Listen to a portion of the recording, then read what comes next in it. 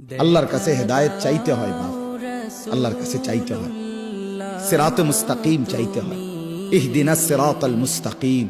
আল্লাহ বলে, বান্দা আল্লাহর কাছে সঠিক রাস্তা এটা প্রতিদিন চাইতে হয়। আমাদের প্রিয় নবী সাল্লাল্লাহু আলাইহি ওয়াসাল্লাম যিনি হেদায়েতের রাস্তা চিনাইতেন, যিনি আল্লাহর পথ বলতেন, সেই তিনি পর্যন্ত আল্লাহর কাছে হেদায়েত চাইছেন।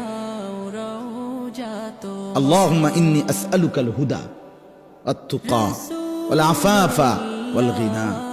আল্লাহ আমি হেদায়েত চাই, আল্লাহ আমি তাকওয়া চাই, আল্লাহ আমি চরিত্রের পবিত্রতা চাই, আল্লাহ আমি দুনিয়ার প্রতি অমুখাপেক্ষিতা চাই।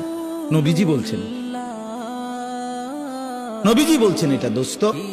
আল্লাহ রাসূল হেদায়েত চাইতেন। আল্লাহুম্মা আলহিমনি রুশদি ওয়া আইযনি মিন শাররি নাফসি। নবীজি দোয়া করতেন, আল্লাহ এই ব্যাপারে কোনটা সঠিক, এই রাস্তাটা সঠিকটা আপনি আমারে ইলহাম করে আমার দিলে ঢাইলা আমারে দেখায় দেন। আইযনি মিন শাররি নাফসি। আল্লাহ আমার নফসের ধোঁকা, নফসের ক্ষতিকর মনের চাহিদার থেকে আমাকে হেফাজত করুন। নবীজির দোয়া এগুলো। আল্লাহুম্মা আতি নাফসি তাকওয়াহা ওয়া যাক্কিহা। আল্লাহ আপনি আমার দিলের মধ্যে তাকওয়া দেন, আল্লাহ আপনি আমার দিল বিশুদ্ধ পবিত্র করে দেন। আনতা খায়রু মান যাক্কাহা। আপনি তো হচ্ছেন সর্বোত্তম পবিত্রতাকারী। আনতা ওয়ালিয়ুহা।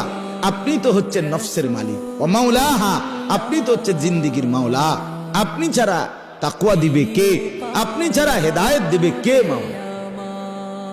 আল্লাহুম্মা আসলিহ লি শা'নি কুল্লা ওয়া লা তাকিলনি ইলা নাফসি তারফাতা আইন।